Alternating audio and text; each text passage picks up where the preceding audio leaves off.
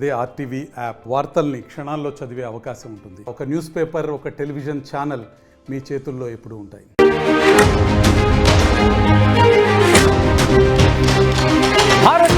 భారత్ ఇచ్చిన surprise attack కి పాకిస్తాన్ పూర్తి స్థాయిలో కంగుతుంది. ఏం చేయాలో అర్థం కాని పరిస్థితిలో ఉంది. ఈ నేపథ్యంలోనే పాకిస్తాన్ ప్రధాని షహబాజ్ షరీఫ్ అత్యవసర భేటీకి సంబంధించిన వార్ బ్రేకింగ్ న్యూస్ చూస్తున్నారు. ఆర్మీ ఉన్నతాధికారులతో ప్రధాని షహబాజ్ షరీఫ్ అత్యవసర భేటీ అయ్యారు. భారత్ దాడులతో పాకిస్తాన్ అప్రమత్తమైంది. నెక్స్ట్ ఏం చేద్దాం అనే అంశం మీద పాకిస్తాన్ ఆర్మీతో చర్చలు జరుపుతోంది పాకిస్తాన్ ప్రభుత్వం. పాకిస్తాన్ ఆర్మీకి ఫుల్ పవర్స్ ఇచ్చినట్లు తెలుస్తోంది. ఇప్పటికే గగనతలం క్లోజ్ చేసింది, స్కూల్స్ ని మూసేసింది. ఎల్ఓసి సరిహద్దుల్లో పాక్ కాల్పులకు దిగుతోంది. ఈ కాల్పుల్లో ఇప్పటికే 10 మంది భారతీయులు మృతి చెందారు. ఇండియన్ ఆర్మీ దాడిలో 100 మంది టెర్రరిస్టులు హతమయ్యారు. జైష్ ఏ మహమ్మద్ చీఫ్ మసూద్ అజర్ ఫ్యామిలీలోని 14 మంది హతమే అంటే అర్థం చేసుకోవచ్చు ఆ దాడి తీవ్రత. ఈ నేపథ్యంలో పాకిస్తాన్ ప్రధాని షహబాజ్ షరీఫ్ మరి కాసేపట్లో మీడియా ముందుకు రాబోతున్నారు. ఇటు పాకిస్తాన్ రిటాలియేషన్ కు దిగబోతోందనేది అక్కడ పాకిస్తాన్ వార్తా పత్రికలు కావచ్చు, వార్తా వెబ్సైట్లు కావచ్చు, న్యూస్ వెబ్సైట్స్ కావచ్చు చెప్తున్న పరిస్థితి. ఆర్మీకి ఫుల్ పవర్స్ ఇచ్చా ఉంటుంది. మరి ముఖ్యంగా నేషనల్ సెక్యూరిటీ కౌన్సిల్ పాకిస్తాన్కి సంబంధించి ఇటు ఆర్మీకి పూర్తి స్థాయిలో అధికారాలున్నాయి. దాంతోపాటు పాకిస్తాన్కి పూర్తి స్థాయిలో సమాధానం చెప్పే సందర్భం, అవసరం రెండూ ఉన్నాయంటూ కూడా వాళ్ళు చెప్తున్నారు. ఈ నేపథ్యంలో ఆర్మీకి ఫుల్ పవర్స్ ఇచ్చా ఉంటూ కూడా చెప్తున్న పరిస్థితి. ఇటు పాకిస్తాన్ ప్రధాని షహబాజ్ షరీఫ్ మరి కాసేపట్లో మీడియా ముందుకు రాబోతున్నారు. ఆయన ఏం చెప్పబోతున్నారు అనే ఉత్కంఠ పాకిస్తాన్లో ఉంది. భారత్కు ఏం ఫరక్ పడదు. అఫ్ కోర్స్ వాళ్ళు తిరిగి దాడి చేస్తారన్న విషయం మనకు తెలిసిందే. ఈ నేపథ్యంలోనే భారత్ అప్రమత్తమైంది. అసలు ఏం జరుగుతోంది, ఎటువంటి అడుగులు వేసే అవకాశం ఉంది పాకిస్తాన్, భారత్ దానికి తదనుగుణంగా ఎలాంటి అడుగులు వేసే అవకాశం కనిపిస్తుంది తెలుసుకునే ప్రయత్నం చేద్దాం. మా ప్రతినిధి కృష్ణమోహన్ అప్డేట్స్ అందించేందుకు సిద్ధంగా ఉన్నారు. కృష్ణమోహన్, ఇప్పటికే మసూద్ అజర్ లాంటి వాళ్ళు చెప్పుకొచ్చారు భారత్ మీద దాడి చేస్తాము అంటూ కూడా. ఇప్పుడు పాకిస్తాన్ ప్రధానికి సంబంధించి కూడా ఆర్మీకి ఫుల్ పవర్స్ ఇచ్చినట్టుగా తెలుస్తుంది. మరి కాసేపట్లో ఆయన మీడియా ముందుకు రాబోతున్నారు. ఏం జరిగే అవకాశం కనిపిస్తుంది, పాకిస్తాన్ ఎటువంటి చర్యలకు దిగే అవకాశం ఉంది ఇక్కడ?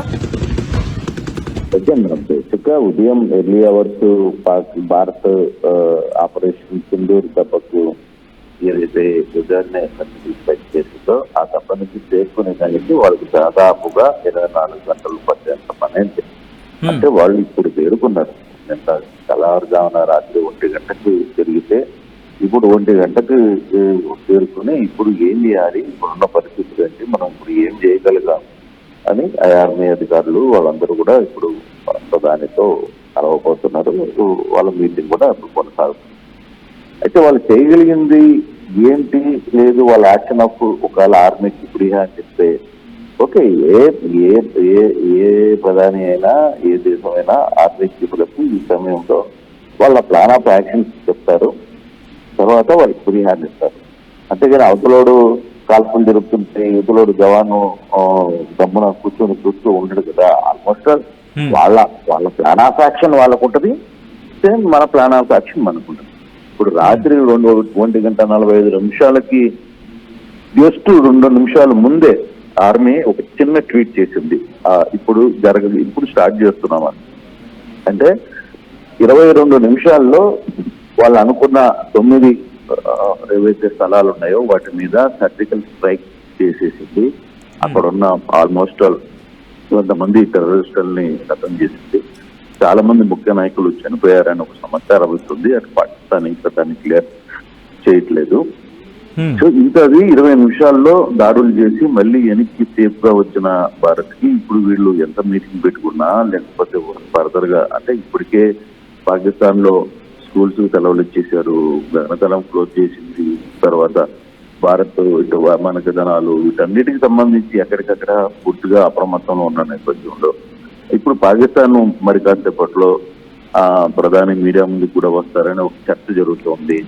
సో ఏది మాట్లాడినా ఈ రోజుకి ఇప్పటికిప్పుడు వాళ్ళు ఏదైనా సర్జికల్ స్ట్రైక్ చేయాలి, లేదు ఇంకొక రకాలు. అంటే భారత్ పాకిస్తాన్ మీద అంటే అంతా స్ట్రైక్ చేసే ధైర్యం చేస్తుందా పాకిస్తాన్? ఎందుకంటే ఇది జస్ట్ టీజర్ ట్రైలరే మనం చూపించింది.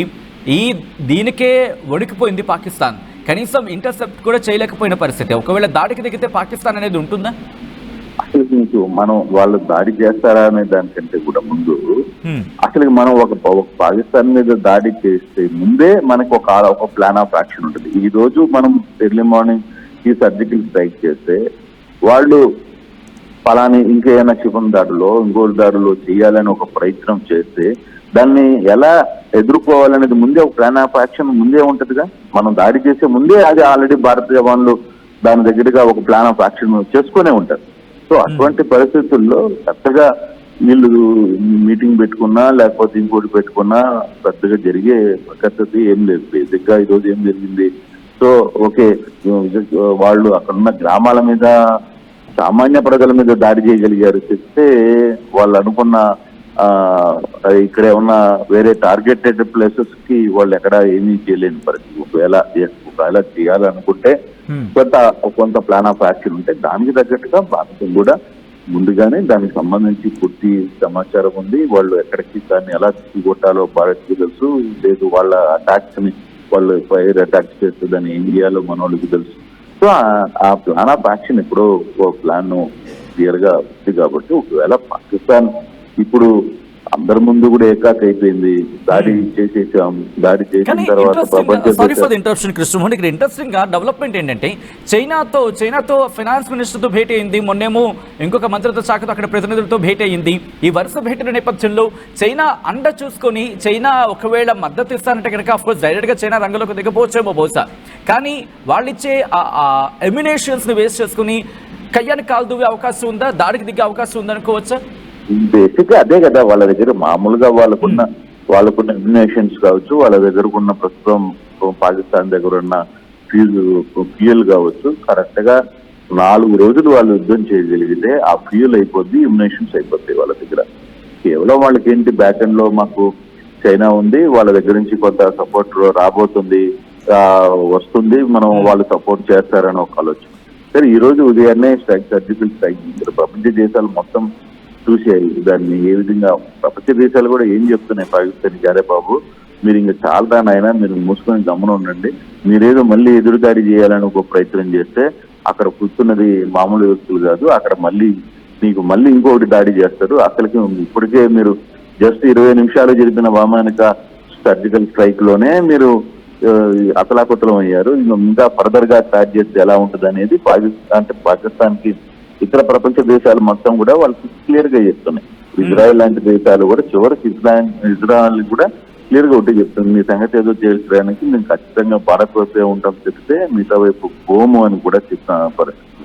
సో ఇంకా మిగతా అగ్ర రాజ్యాలు పక్కన పెడితే అంత దూరం కూడా మనం ఆలోచించడం లేదు. అగ్రరాజ్యాలు ఏం చేస్తాయి లేకపోతే ఇంకోటి ఏం చేస్తాయి, వాళ్ళకి మనకి సపోర్ట్ ఇస్తారా లేకపోతే వీళ్ళు, మనం ఎప్పుడు ఎవరి గురించి కూడా మాట్లాడడం.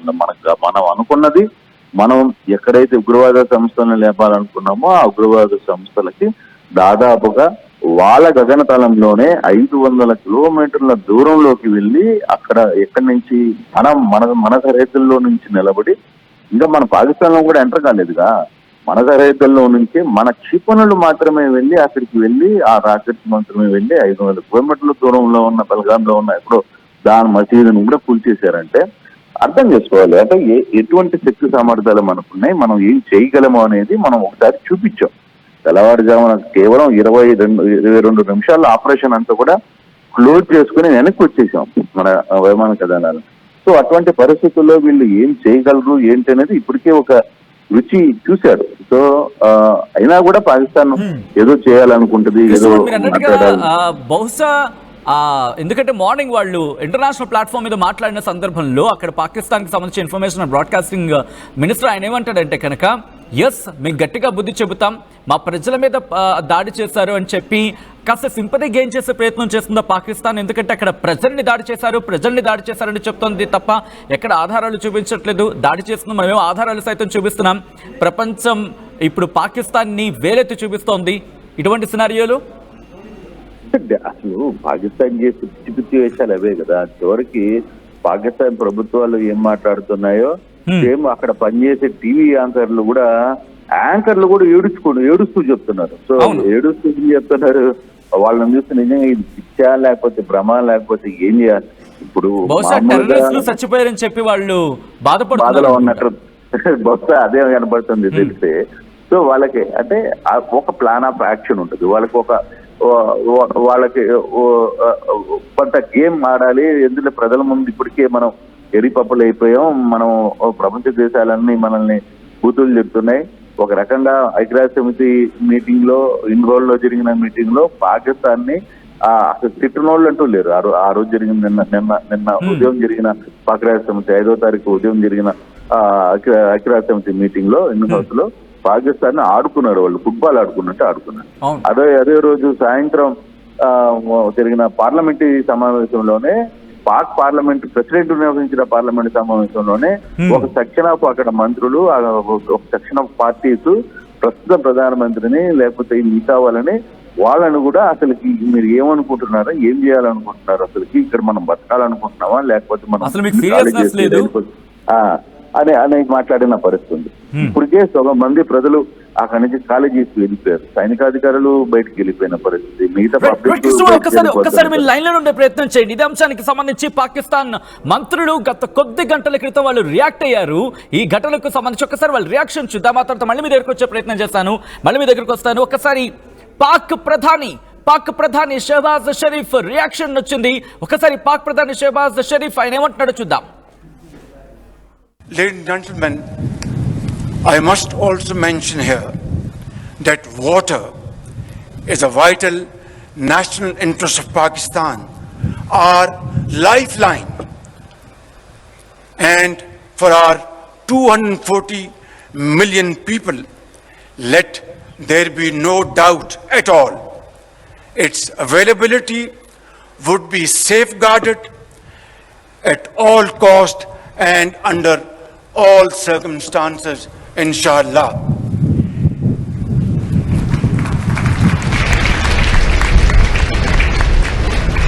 Therefore, any attempt to stop, reduce or divert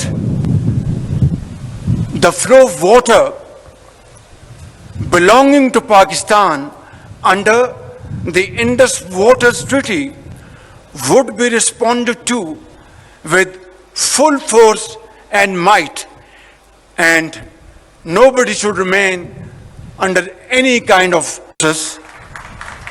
Remain fully capable and prepared to defend the country's sovereignty. Ladies and gentlemen, I must also mention here that water is a vital national interest of Pakistan, our lifeline.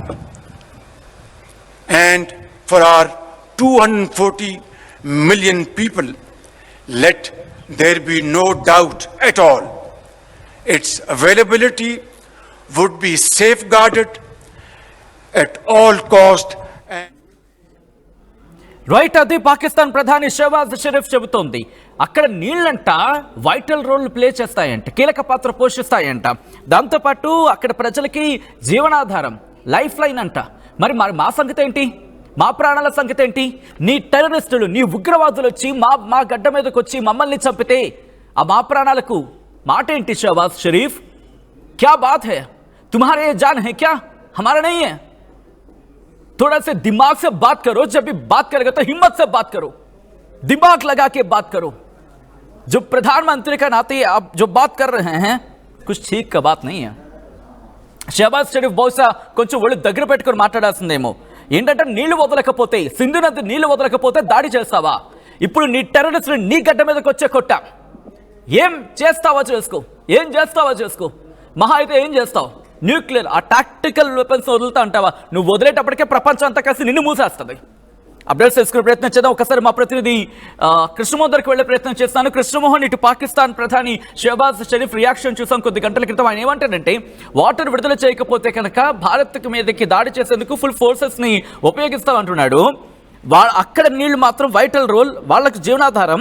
2,40,00,000 మందికి అదే కీలకం అంటున్నాడు ఇతగాడు.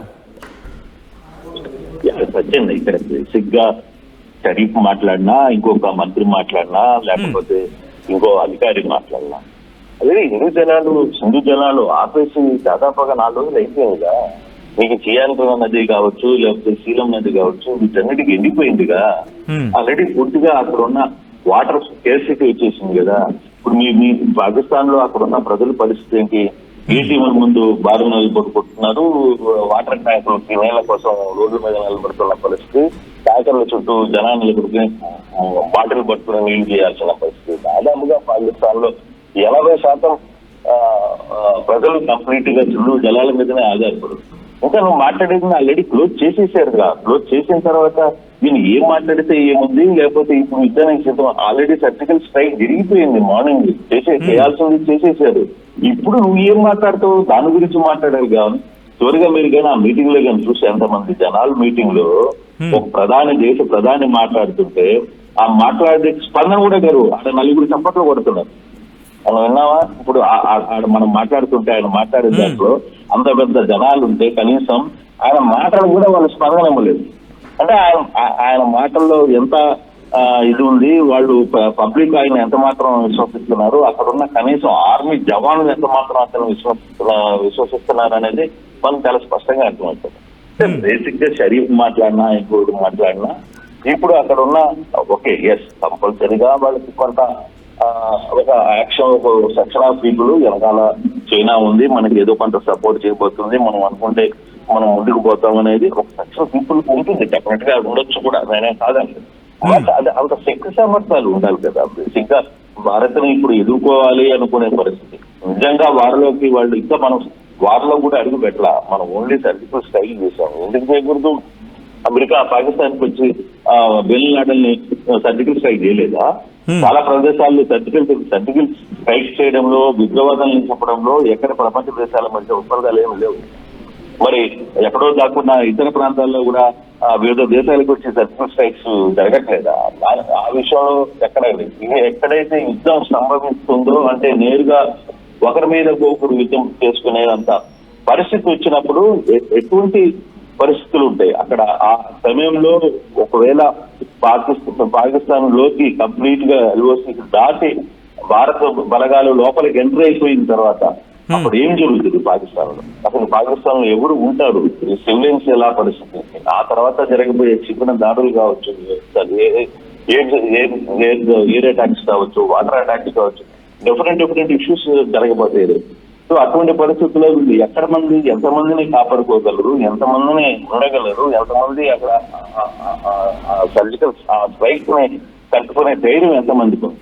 Basic గా కొంతమంది మాట్లాడుతుండొచ్చు, లేకపోతే వెనకాల ఎవరో ఉన్నారు కదా అని చూసుకుని మేకపోతూ గాంభీర్యాలు చేయడం కంటే వాళ్ళ దగ్గర నుంచి ఒకవేళ కాల్పులు జరపాలి అనుకుంటారు.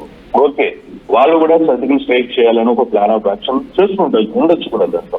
కానీ దానికి వాళ్ళు సర్జికల్ స్ట్రైక్ చేస్తా ఉంటే ఇండియా చూస్తూ ఊరుకుంటుందా? ఇండియా తెల్లవారుజామున 1 గంటకి కరెక్ట్ గా వాళ్ళ ఆర్మీ ట్వీట్ లో కూడా మనం కానీ చూసుకుంటే కరెక్ట్ గా 1:33 వీఆర్ రెడీ అని చెప్పి ఒక ట్వీట్ చేసిన కరెక్ట్ గా 22 నిమిషాలకి 1:50 కంప్లీట్ గా మొత్తం సర్జికల్ స్ట్రైక్ క్లియర్ అయిపోయింది. అయిపోయి మళ్ళీ ఎక్కడ పాటికి వాళ్ళు గమన బయటికి వచ్చేసారు అక్కడి నుంచి.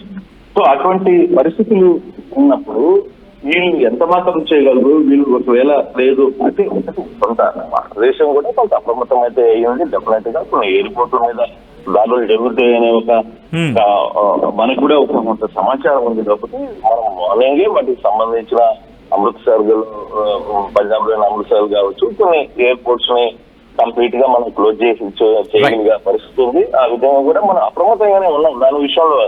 కానీ ఇప్పుడు ఫర్దర్ గా చేయాల్సిన పరిస్థితి ఏంటంటే ఇప్పటికే అమెరికా దగ్గర నుంచి చూసుకుని ఇజ్రాయెల్ దగ్గర నుంచి చూసుకుంటే అగ్రరాజ్యాలతో సహా అన్ని దేశాలు కూడా పూర్తిగా సర్జికల్ స్ట్రైక్ స్వాగతించాయి ఇండియా చేసిన ప్రతి దాడి మీద. సో మీరు ఇప్పటికైనా సరే మీరు గమ్మునుండి మీరు మూసుకొని మీరు ఇండియా చెప్పిన విధంగా ఈ ఉగ్రవాదాన్ని ఏరివేసే ప్రక్రియ జరిగితే ఇంతవరకైనా బాగుంటుంది మీ పరిస్థితి. ఎందుకంటే ఎక్కువ పోతే చెవిటికి మునిగేది మీరే అని చెప్పి చాలా క్లియర్ గా చెప్తున్న పరిస్థితి పాకిస్తాన్. సో ఇటువంటి పరిస్థితుల్లో ఈ చెంచా మాటలు లేకపోతే వాళ్ళు ఏదో మనకి ఏదో చేసేస్తారు లేకపోతే ఇంకోటి ఏదో చేసేస్తారు అనుకుంటే అది అయ్యే పరిస్థితి కాదు, అది నిలబడే పరిస్థితి కూడా కాదు. కానీ డెఫినెట్ గా వాళ్ళకి కొంత వాళ్ళు కూడా ఏదో చేయాలని ఒక ప్లాన్ ఆఫ్ యాక్షన్ అయితే ఉంటుంది డెఫినెట్ గా. రిటాలియేషన్ ఎక్స్పెక్ట్ చేయొచ్చు వాళ్ళ నుంచి అంతే. డెఫినెట్ గా ఉంటుంది. దాంట్లో తప్పేం లేదు కూడా. ఎందుకంటే వాళ్ళు కూడా ఎక్కడో దగ్గర కొంత మేరకు ప్రతిఘటించాల్సిన పరిస్థితి కూడా ఉంటుంది కదా. చేయాలని ఒక ఆలోచన కూడా ఉంటుంది. వాళ్ళు దక్షిణాఫ్రికాలో అక్కడ ఆర్మీ చీఫ్ ది అక్కడ పూర్తిగా పాకిస్తాన్ లో మనలాగా ప్రభుత్వాలు చెప్పిన ప్లాన్ ఆఫ్ యాక్షన్ ప్రకారం నడుచుకోరు. అక్కడ పూర్తిగా కూడా ఆర్మీ కంట్రోల్ లోనే ఉంటుంది కదా దేశం మొత్తం కూడా. సో ఆర్మీ చీఫ్లు అక్కడ ఒక్కొక్కడు ఒక్కొక్క తరహాలో ఉంటారు కాబట్టి సడన్ గా ఏదైనా ఒక ప్రతిదాడి చేయాలి అనుకున్నప్పుడు కొంత జరుగుతుంది దాంట్లో. మరి జరిగినప్పుడు అయితే దాన్ని భారత్ ఏ విధంగా తిప్పుకొడుతుంది అనేది మాత్రం మనం ఇక్కడ ఆలోచించుకోవాల్సిన పరిస్థితి. Right Krishnamohan, thanks for the inputs and దీనికి సంబంధించి అప్డేట్స్ అందించే ప్రయత్నం చేసినందుకు. ఒక్కసారి చూడండి ఆ లొకేషన్స్ మీరు చూస్తున్నారు కదా. మనం దాడి చేసింది అర్ధరాత్రి 1:44 ప్రశాంతంగా పడుకొని కునుకేస్తుంటారు కదా. వాళ్ళు కునుకేసిన సందర్భంలోనే, ఆ కళ్ళు మూసుకుని నిద్రపోతున్న సందర్భంలోనే ఒక్కసారిగా మెరుపు దాడులు జరిగాయి. ఇటు భారత వైమానిక దళం వాళ్లకు పీడకలను మిగిల్చింది. పడుకోండి, ఇప్పుడు ఎన్ని రాత్రులు పడుకుంటారో భూమి లోపల పడుకోండి. భూమి లోపల మీరు జీవితాంతం పడుకోండి. ఒకరు కాదు, ఇద్దరు కాదు, ఏకంగా 80 నుంచి 100 మందిని శాశ్వత నిద్రలోకి తోసేసింది భారత వైమానిక దళం. ముజాఫర్బాద్, కోట్లీ, దాంతోపాటు సియాల్కోట్, ఇలా మొత్తం 9 ప్రాంతాలని ఏరుకోరి గుర్తుపెట్టుకోండి. ఏకంగా 40 స్పాట్స్ ముందు గుర్తించింది. దాంట్లో 9ని చూస్ చేసుకుంది. ఈ 9ని ప్రిసైజ్డ్గా, ఎందుకంటే అటు ఇటు వెళ్ళకూడదు, ప్రిసైజ్డ్గా అక్కడ జనావాసాలున్నా వాటికి కూడా ఇబ్బంది తగలకుండా వీళ్ళు ఎంత తెలివిగా ప్లాన్ చేశారంటే, ఫస్ట్ ఆ పాయింట్ తర్వాత వస్తా. సపోజ్ ఒక లొకాలిటీకి వస్తాం. ఒక లొకాలిటీకి వచ్చినప్పుడు అక్కడే అటాక్ చేయాలి. చుట్టూతా ఇల్లు ఉన్నాయి, కానీ అక్కడే ఎలా దాడి చేయాలి? దాన్ని ప్రిసైజ్డ్గా ఎగ్జాక్ట్ లొకేషన్లో మనం టార్గెట్ చేయాల్సి ఉంటుంది. ఎటువంటి ఎక్సర్సైజ్ జరిగింది తెలుసా? రాత్రి ఏదో అలా వెళ్ళి ఇలా ఢీకొట్టేసి అలా వెళ్ళి ఇలా పేల్చేసి రాలేదు మనం. ఆ కాలరాత్రి వాళ్ళకు మిగలాలి, అందుకే పూర్తి వ్యూహంతో వెళ్ళాం. ఇటు నేవీకి సంబంధించి గైడెన్స్ ఇచ్చింది, నేవీ సహకారం అందించింది, ఆర్మీ కూడా సహకారం అందించింది. భారత వైమానిక దళం రఫేల్ లాంటి యుద్ధ విమానాలను తీసుకువెళ్ళిన తర్వాత స్కాల్ప్ లాంటి మిజైల్స్ని అక్కడ ప్రయోగించింది.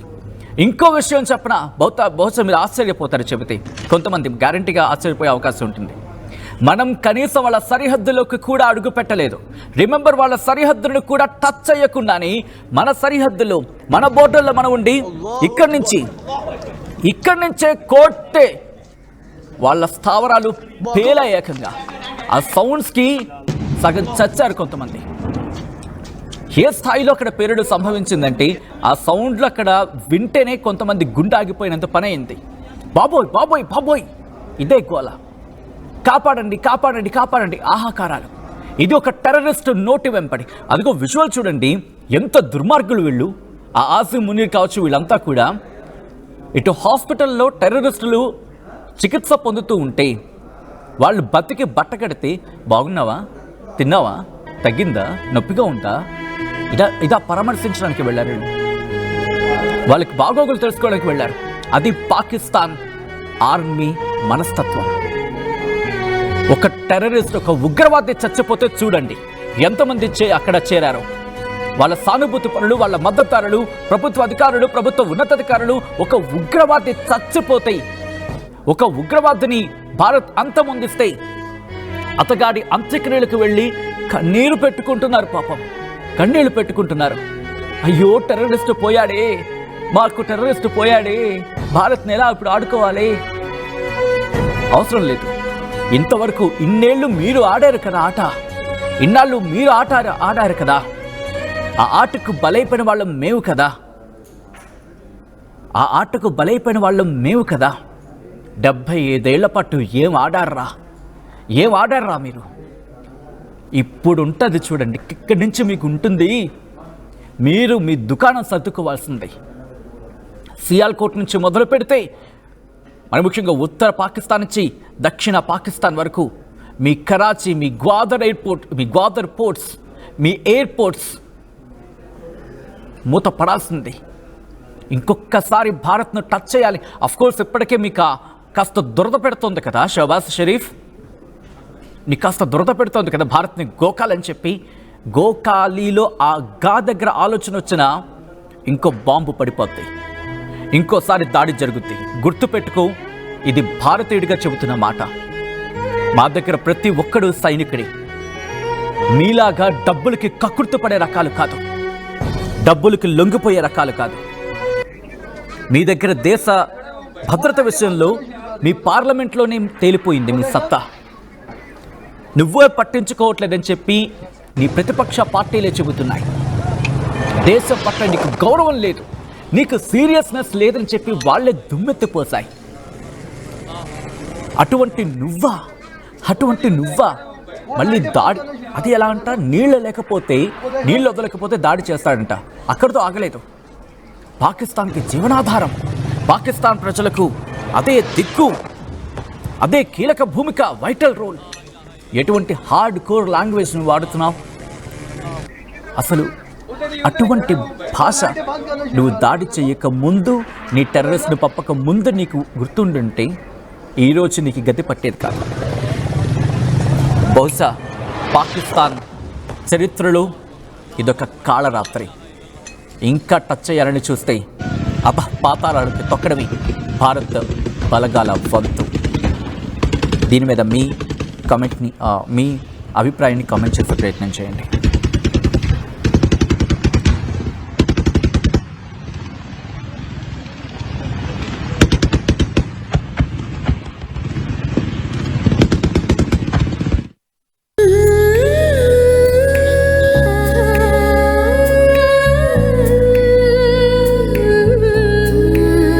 Gokulam signature jewels. మరిన్ని వీడియోస్ కోసం ఛానల్ ని సబ్స్క్రైబ్ చేయండి. లేటెస్ట్ అప్డేట్స్ కోసం వాట్సాప్ ఛానల్ ని ఫాలో చేయండి. అండ్ లింక్ డిస్క్రిప్షన్ లో ఉంది.